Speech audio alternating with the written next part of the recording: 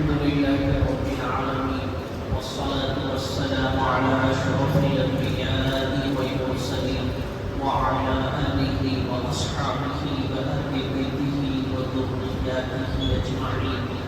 أما بعد، فأعوذ بالله من الشيطان الرجيم. بسم الله الرحمن الرحيم. لقد رضي الله عن المؤمنين إذ يبايعونك تحت الشجرة فعلم ما في قلوبهم فأنزل السكينة عليهم وأثابهم فتحا قريبا. صدق الله العظيم. محترم حضور، عزیز دوستوں، دینی بھائیوں، آج ذی الحجہ کی 18 تاریخ ہے اور آج کے دن اسلام کے تیسرے خلیفہ حضرت سیدنا عثمان ابن عفان رضی اللہ عنہ کی شہادت کا واقعہ پیش آیا ہے۔ مناسب معلوم ہوا کہ خلیفہ ثالث حضرت سیدنا عثمان ابن عفان کی زندگی اور ان کے واقعہ شہادت کو بیان کیا جائے۔ عموماً بہت سی باتیں وہ ہیں جو ہم جانتے ہیں اور ہو جاتی ہیں، اور بہت سے عنوانات پر جمعہ کے موقع سے بیان کرنے کا موقع بھی ملتا ہے، کبھی نماز کے عنوان پر، کبھی زکوٰۃ کے عنوان پر، روزے کے عنوان پر، ہمدردی، رحم دلی، حسن سلوک، صلہ رحمی، مختلف عناوین پر۔ بہت سے لوگ ایسے ہیں جو جانتے ہی نہیں کہ خلفائے راشدین کی زندگی کیا ہے اور خلفائے راشدین کے نام کیا ہے وہ تک پتہ نہیں ہے۔ صحابی کسے کہتے ہیں؟ صحابی کا مرتبہ اور مقام کیا ہے؟ قرآن مقدس کی آیتوں میں ان کے بارے میں کیا فرمایا گیا ہے؟ اس سے ایک بڑا طبقہ ہے جو واقف ہے ہی نہیں۔ اسی لیے بھائیوں ضرورت محسوس ہوتی ہے کہ جمعہ کے موقع پر خلفائے راشدین سے متعلق کچھ باتیں گوش و گزار کی جائے۔ چنانچہ اسی سلسلے کو لے کر میں آپ کے سامنے بیٹھا ہوں۔ ایک بات سب سے پہلے کے ذہن میں رکھنی چاہیے کہ اس روئے زمین پر جتنے انسان پیدا ہوئے اور جن کو اللہ نے دنیا میں پیدا فرمایا، ان میں سب سے مقدس ہستیاں، سب سے قابل احترام ہستیاں، گناہوں سے پاک، صاف، معصوم کوئی ہے تو وہ حضرات انبیاء علیہ الصلوۃ والتسلیم ہے۔ یہ میرے اور آپ کا ایمان ہے اور عقیدہ ہے۔ کسی بھی نبی سے غلطی کا خیال بھی ایمان کے چلے جانے کا باعث ہے۔ ہر نبی گناہوں سے پاک ہوتا ہے، خطاؤں سے پاک ہوتا ہے، معصوم عن الذنوب والخطا ہوتا ہے۔ نبیوں کے بعد اس روئے زمین پر دوسرے درجے میں اگر کوئی ہے تو وہ صحابہ رضوان اللہ علیہم اجمعین ہے۔ اور صحابی کہتے ہیں اس خوش نصیب بندے کو جس نے رسول اللہ صلی اللہ علیہ وسلم کی صحبت پائی ہو، ایمان کی حالت میں رسول اللہ صلی اللہ علیہ وسلم کا دور پایا ہو، رسول اللہ کا زمانہ پایا ہو ایمان کی حالت میں، وہ خوش نصیب بندہ صحابی ہے۔ اور صحابی ہونا دنیا کی نعمتوں میں سب سے بڑی نعمت ہے۔ اللہ کے بے پایاں انعامات میں سب سے بہترین انعام ہے۔ اور ان صحابہ کے بارے میں ہمیں جو تعلیم دی گئی ہے قرآن میں اور حدیث میں وہ یہ ہے کہ صحابی وہ ہیں جس سے اللہ راضی ہے، اللہ کا رسول راضی ہے، لہذا آپ بھی صحابہ سے راضی رہو۔ اللہ کے نبی صلی اللہ علیہ وسلم نے ایک موقع پر فرمایا اصحابی کالنجوم بأيهم اقتديتم اهتديتم او كما قال رسول اللہ صلی اللہ علیہ وسلم۔ پیغمبر فرماتے ہیں کہ میرے صحابہ آسمان کے ستاروں کے مانند ہیں، جس کی بھی آپ اقتدا کرو گے، جس کی بھی زندگی کو دیکھ کر اپنی زندگی گزارو گے، اللہ کے نبی نے فرمایا وہ بندہ ہدایت پر ہے۔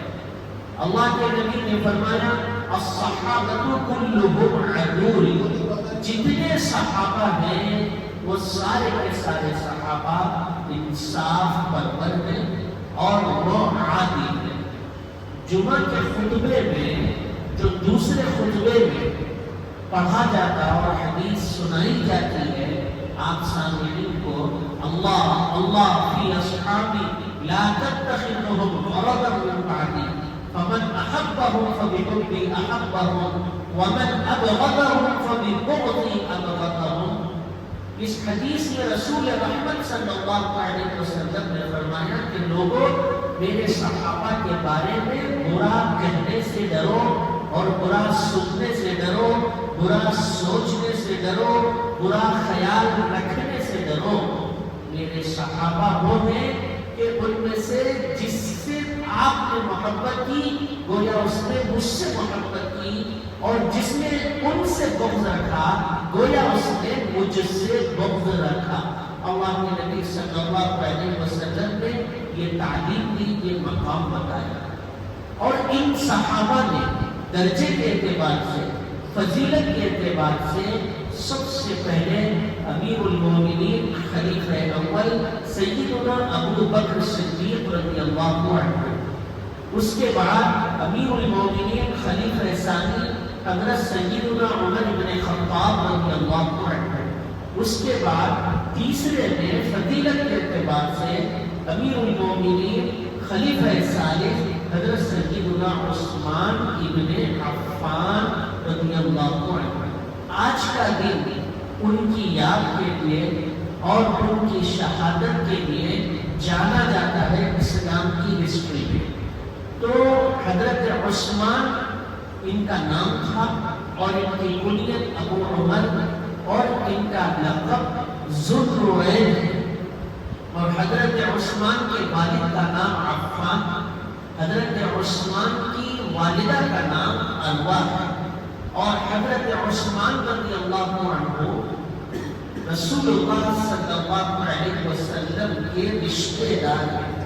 اللہ کے نبی کے سلسلے نسب میں پانچویں پشت میں جا کر حضرت عثمان رضی اللہ عنہ کا سلسلے نسب ملتا ہے، اور حضرت عثمان رضی اللہ عنہ کی نانی ہمارے نبی محمد رسول اللہ صلی اللہ علیہ وسلم کے دادا عبد المطلب کی سگی بہن تھی۔ اس اعتبار سے بھی یہ رشتے مضبوط ہوتے ہیں۔ تو بھائیوں، یہ تو سلسلے نسب اور خاندانی جانکاری جو تھی وہ آپ کو بتائی گئی۔ حضرت عثمان کا خاندان سب سے زیادہ عرب میں قبیلہ قریش، اس کے مقابل میں کوئی بھی قبیلہ نہیں تھا۔ دوسرے درجے میں اگر کوئی قبیلہ ہے تو وہ حضرت عثمان ابن عفان کا قبیلہ تھا۔ بڑی شان و شوکت، بڑی جاہ اور وجاہت والے اور بڑے ماہر لوگ اور بڑے شریف النسب، منکسر المزاج، ایسے لوگ حضرت عثمان ابن عفان کے خاندان اور قبیلے میں تھے۔ اور حضرت عثمان ابن عفان رضی اللہ عنہ کے بچپن کے واقعات کیا ہیں، یہ چیز کتابوں میں تفصیل اور وضاحت کے ساتھ نہیں ہے۔ البتہ یہ ضرور ہے کہ حضرت عثمان ابن عفان رضی اللہ عنہ اس دور میں جو برائیاں پائی جاتی تھی اور اس دور میں جو خرابیاں ہوتی تھی ان سے بہت دور تھے۔ نہ عام بچوں کی طرح، عام نوجوانوں کی طرح نہ تو ان کا بچپن گزرا، نہ جوانی گزری۔ جیسے ہی وہ جوان ہوتے گئے حضرت عثمان ابن عفان کے بارے میں یہ بھی ملتا ہے کہ انہوں نے لکھنے پڑھنے کا سلیقہ بھی سیکھ لیا تھا، جبکہ تقریباً صحابہ وہ ہیں جو لکھنے اور پڑھنے کی طرف توجہ جن کی نہیں ہوئی تھی، مگر حضرت عثمان کو یہ مقام ملا اللہ کی طرف سے، یہ ان کا ایک درجہ ہے اوروں کے بنسبت کہ انہوں نے لکھنا پڑھنا بھی سیکھا تھا۔ اور جیسے ہی وہ بڑے ہوئے تو عام قبیلوں کے دستور کے مطابق بہت بڑے تاجر بنے، تجارت کا ساز و سامان لے کر بڑے بڑے اس زمانے کے سپر پاور ملک میں جایا کرتے تھے، بڑے بڑے بازاروں میں ان کی خرید و فروخت ہوتی تھی۔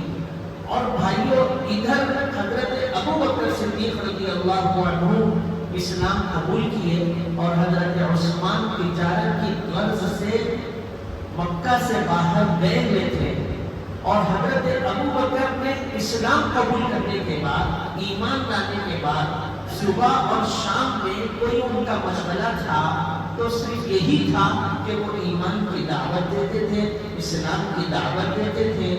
اور حضرت ابو بکر خود ایک بہت بڑے تاجر تھے اور تجارت کی غرض سے لوگوں سے ملنا جلنا ہوتا تھا اور اچھے برے بڑے لوگوں میں اٹھنا بیٹھنا ہوتا تھا، اور ابو بکر صدیق رضی اللہ عنہ ایک بااثر تھے اور تقریباً لوگ ان کی بات کا اعتبار بھی کرتے تھے، اسی لیے ان کے تعلقات ملنا جلنا زیادہ تھا۔ تو ان کا مشغلہ ہی یہ ہو گیا تھا کہ ایمان لانے کے بعد اب یہ حق کی دعوت کو میں اوروں تک پہنچاؤں، جو اس حق کی دعوت سے دور ہے ان کو میں قریب کروں۔ ادھر حضرت عثمان رضی اللہ عنہ کو خواب آیا کہ خواب کے اندر یہ جملے تھے، یا عثمان جاء النبی بالبرہان، کہ عثمان نبی دنیا میں تشریف لائے اور واضح دلیلوں کے ساتھ تشریف لائے۔ حضرت عثمان نے سنا کہ مکہ المکرمہ کے اندر ان کے تجارت کے سفر کے بعد ایک نوجوان جس کا نام محمد ہے، جس کے والد کا نام عبداللہ، اور وہ قبیلہ قریش سے اور ہاشمی خاندان سے ہے، اور وہ نوجوان اپنے محمد رسول اللہ ہونے کا دعویٰ کر رہا ہے، اور صدیق اکبر نے خود اسلام قبول کیا، اور اسلام قبول کرنے کے سلسلے میں صدیق اکبر خود آگے ہے۔ تو حضرت عثمان اپنے تجارت کے سفر سے واپس آئے، آتے ہی فوراً حضرت ابو بکر صدیق سے ملے۔ ابھی نبی کے بارے میں بات چیت ہو ہی رہی تھی دونوں کے درمیان کہ سامنے سے آقا نامدار، مدینے کے تاجدار، شہنشاہ مدحہ، احمد مجتبی محمد مصطفیٰ صلی اللہ علیہ وسلم تشریف لائے۔ ابو بکر نے فرمایا جاء النبی، جو یہ نبی ہے، آئے ہیں۔ اللہ کے نبی نے حضرت عثمان کو دیکھا اور کہا کہ عثمان آؤ جنت کی طرف اور مغفرت کی طرف۔ حضرت عثمان کہتے ہیں کہ وہ سادہ دل کے ساتھ، وہ صاف زبان کے ساتھ، وہ مخلصانہ جو جملے تھے اس میں کیا تاثیر بھری تھی۔ میں نے فوراً اللہ کے نبی کے سامنے کلمہ شہادت پڑھا اور اسلام کو قبول کیا، اور اللہ کے نبی کے ہاتھ میں اپنا ہاتھ رکھ کر بیعت کی، اور رسول اللہ کے ہاتھ کا احترام اتنا حضرت عثمان نے اپنی زندگی میں کیا کہ جو ہاتھ سے بیعت کی تھی پوری زندگی حضرت عثمان اپنے اس ہاتھ کو آلودہ ہونے نہیں دیے، ناپاک اور نجاست لگنے نہیں دیے، کیونکہ یہ وہ ہاتھ ہے جو محمد رسول اللہ صلی اللہ علیہ وسلم کے دست مبارک سے ملا تھا۔ یہ ان کے قبول اسلام کا واقعہ۔ اب جیسے ہی حضرت عثمان غنی رضی اللہ عنہ نے اسلام قبول کیا تو بھائیوں کیا تھا اس دور میں کہ جو بھی اسلام لاتا سب سے پہلے اس کے اپنے خاندان کے لوگ ہی اس کے دشمن ہو جاتے ہیں۔ جس طرح دیگر صحابہ نے برداشت کی اذیتیں تکلیفیں اسلام لانے کی پاداش میں، حضرت عثمان نے بھی بہت سی اذیتیں برداشت کی، بہت سی تکلیفیں برداشت کی۔ حضرت عثمان کے چچا خود حضرت عثمان کو عرب کی تبتی ہوئی ریت اور چلچلاتی دھوپ میں باندھ کر چلے جاتے تھے اور حضرت عثمان کو لپیٹ کر دھونی دیتے تھے تاکہ سانس رک جائے اور کسی طرح یہ اپنے باپ دادا کے دین کی طرف لوٹ آئے اور محمد رسول اللہ صلی اللہ علیہ وسلم کے دین کو چھوڑ دے. بہت اذیتیں انہوں نے برداشت کی, بہت برداشت کی, اور رسول اللہ صلی اللہ علیہ وسلم کے سامنے تشریف لائے. آقا صلی اللہ علیہ وسلم نے اپنی منجلی صاحبزادی حضرت رقیہ رضی اللہ عنہ, حضرت رقیہ یہ ابو لہب کے دو بیٹے عتبہ اور عتیبہ, ان دونوں سے رسول اللہ صلی اللہ علیہ وسلم کی دو صاحبزادیوں کا نکاح ہوا, ایک حضرت رقیہ اور دوسرے حضرت ام کلثوم. ابو لہب نے چونکہ رسول اللہ نے اپنے نبی ہونے کا دعویٰ کیا اور اپنے محمد رسول اللہ ہونے کا اعلان کیا, تو ابو لہب نے رسول اللہ کی دشمنی میں اپنے بیٹوں کو اتنا ورغلایا اور مجبور کیا کہ وہ بیٹے رسول اللہ صلی اللہ علیہ وسلم کی دونوں صاحبزادیوں کو اپنے نکاح سے باہر کرے اور ان کو طلاق دے. بیک وقت دونوں بیٹیوں کو طلاق دے دی گئی اور دونوں بیٹیاں طلاق شدہ رسول اللہ صلی اللہ علیہ وسلم کے دربار میں حضرت عثمان رضی اللہ عنہ کی خوش نصیبی, سعادت مندی, ان کا مقام, ان کا مرتبہ کہ اللہ کے نبی صلی اللہ علیہ وسلم نے اپنی منجلی صاحبزادی حضرت رقیہ کا نکاح حضرت عثمان سے کیا. نکاح کے بعد بھی حالات نہیں سدھرے, خود خاندان قبیلے والے انہیں اذیت دیتے رہے اور رسول اللہ صلی اللہ علیہ وسلم نے انہیں اجازت دی کہ آپ اپنی بیوی کو لے کر حبشہ کی طرف ہجرت کر جائیں.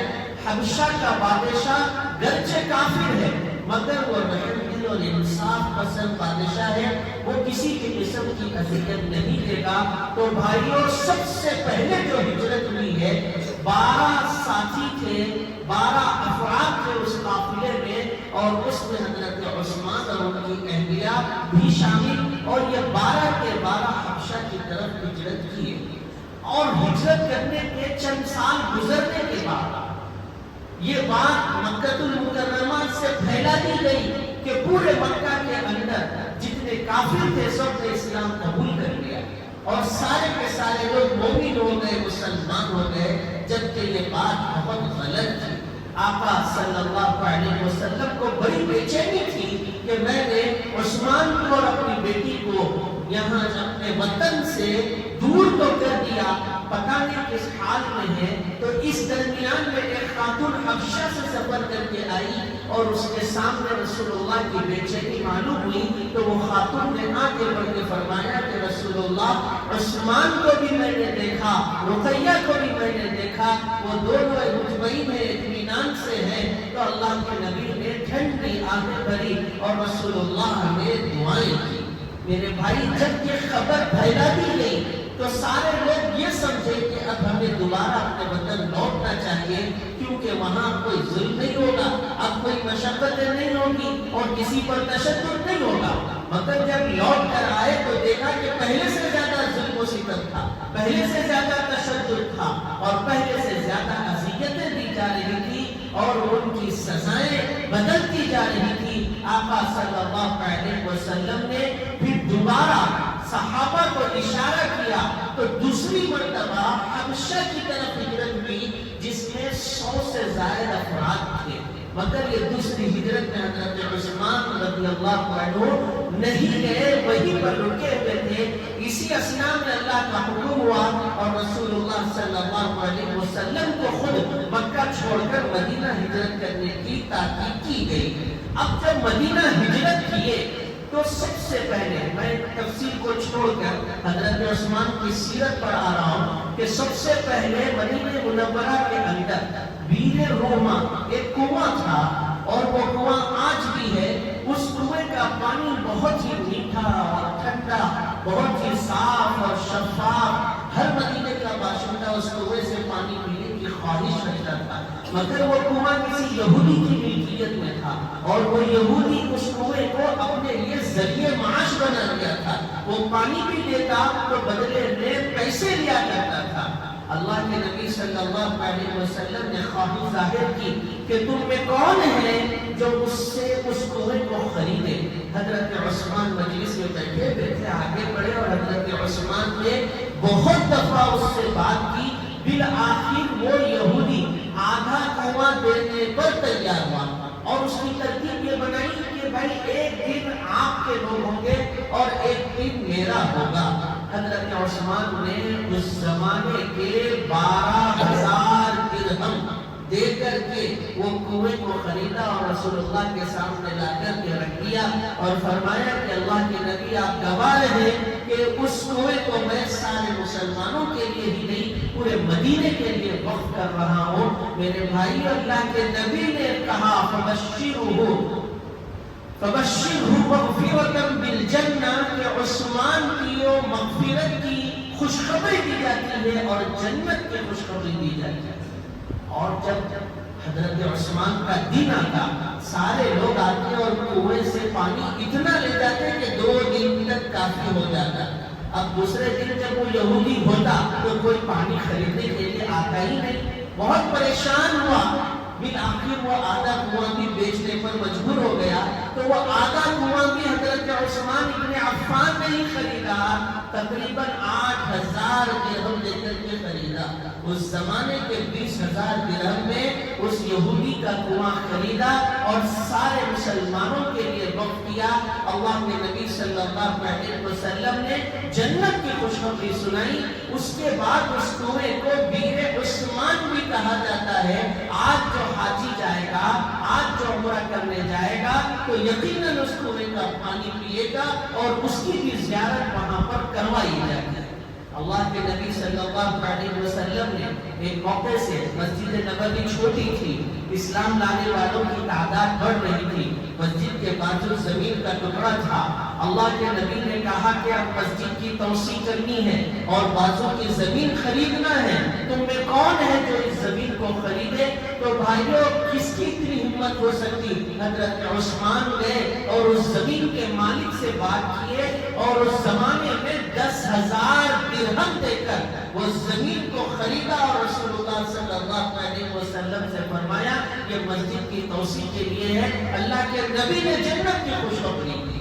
اس کے بعد اللہ کے نبی صلی اللہ علیہ وسلم کی سب سے چہیتی بیٹی قطعۃ منی جس کے بارے میں کہا کہ فاطمہ میرے جگر کا ٹکڑا ہے، حضرت علی سے نکاح کی بات چیت ہوئی. اللہ کے نبی نے نکاح کے اس پیغام کو قبول کیا اور علی سے فرمایا مہر وغیرہ دینے کے لیے کچھ ہے؟ تو حضرت علی نے کہا کہ رسول اللہ میرے پاس ایک گھوڑا ہے جس پر بیٹھ کر میں جہاد کے لیے جاتا ہوں اور میرے پاس یہ لوہے کی زرہ ہے جو پہن کر میں میدان جنگ میں اترتا ہوں. اللہ کے نبی نے کہا کہ گھوڑے کو رکھ لے اور یہ زرہ کو فروخت کرو اور اس کے بدلے جو کچھ ملے گا اس میں اپنے ضروری سامان کو خرید کر لانا.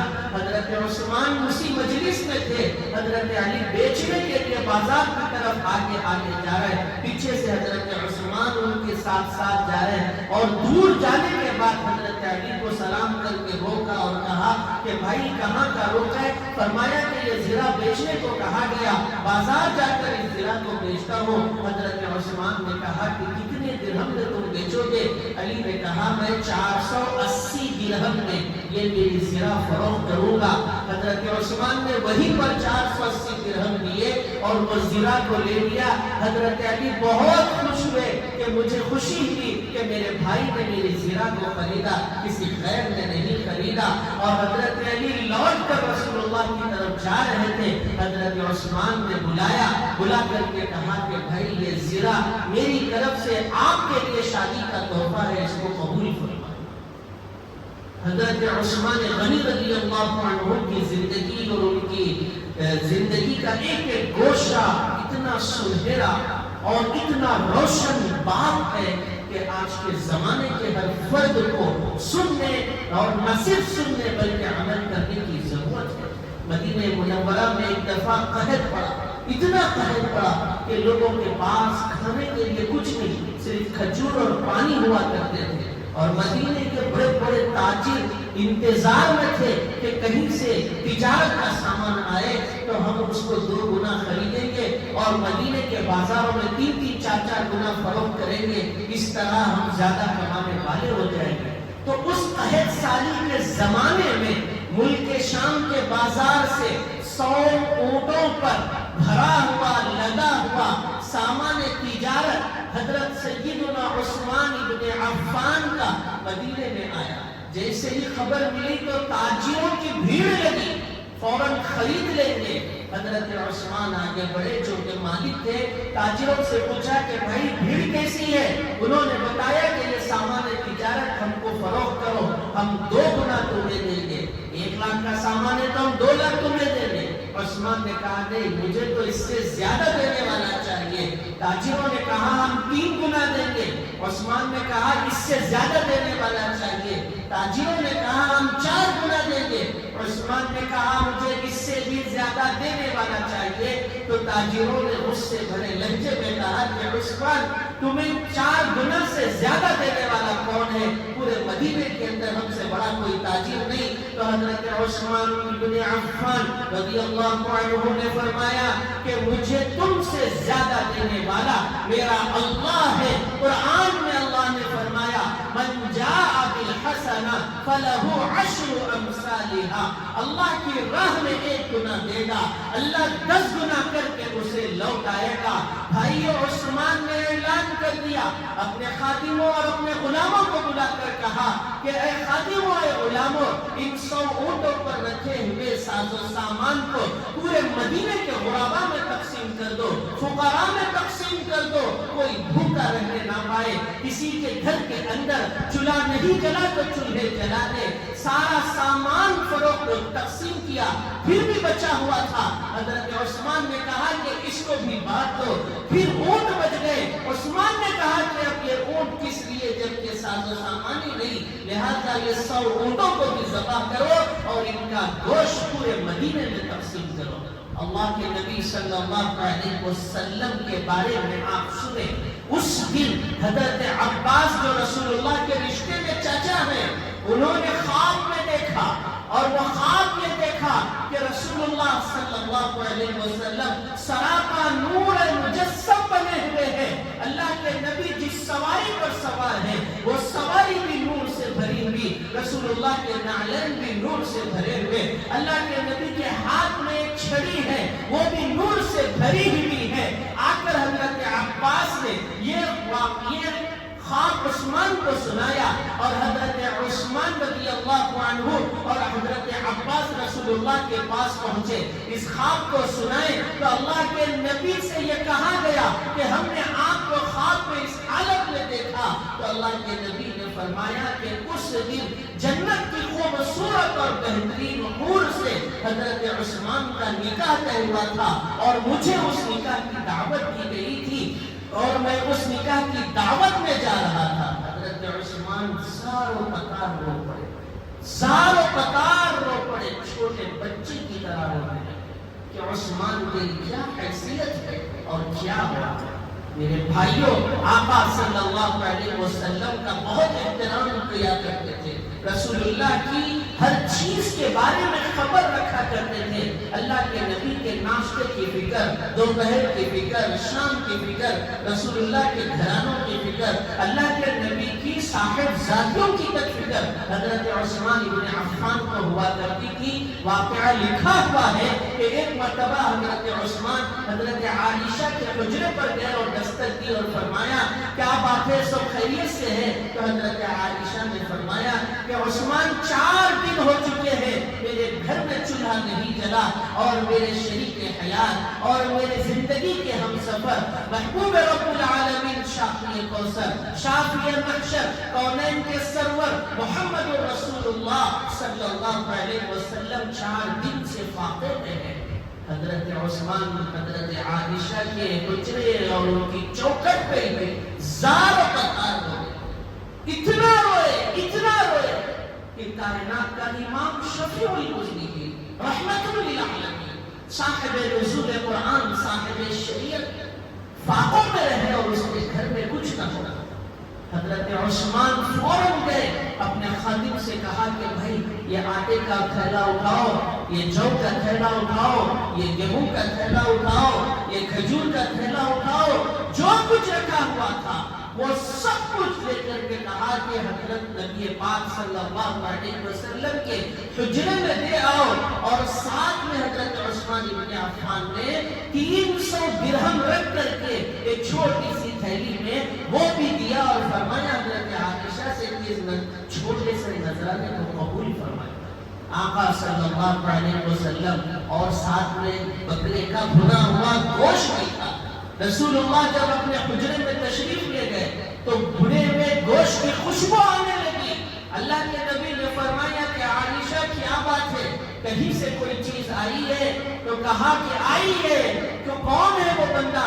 حضرت عائشہ نے کہا کہ عثمان ہے۔ میرا نبی اپنے حجرے میں قدم نہیں رکھا، مسجد نبوی گئے، آقا صلی اللہ علیہ وسلم 2 رکعت نماز پڑھے، فرفع یدیہ، نماز کے فوراً بعد اپنے دونوں ہاتھ اٹھائے، اور ہاتھ اٹھا کر اللہ کے نبی صلی اللہ علیہ وسلم نے حضرت عثمان کے حق میں دعا کی اور ان کے لیے جنت کی خوشخبری اور اعلان کیا۔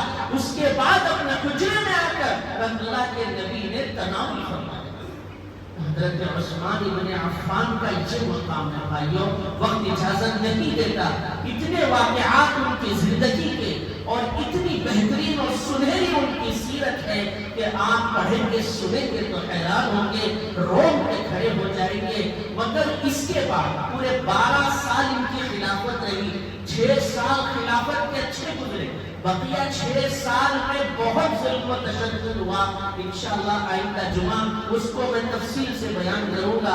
اللہ سے دعا ہے کہ اللہ پاک ہمیں امیر المومنین خلیفہ ثانی حضرت سیدنا عثمان بن عفان کی زندگی کے مطابق زندگی گزارنے والا بنائے، ان کے اوصاف حمیدہ، ان کے خصائل محمودہ پر ہم سب کو عمل کرنے کی توفیق نصیب فرمائے۔ وآخر دعوانا ان الحمد للہ رب العالمین۔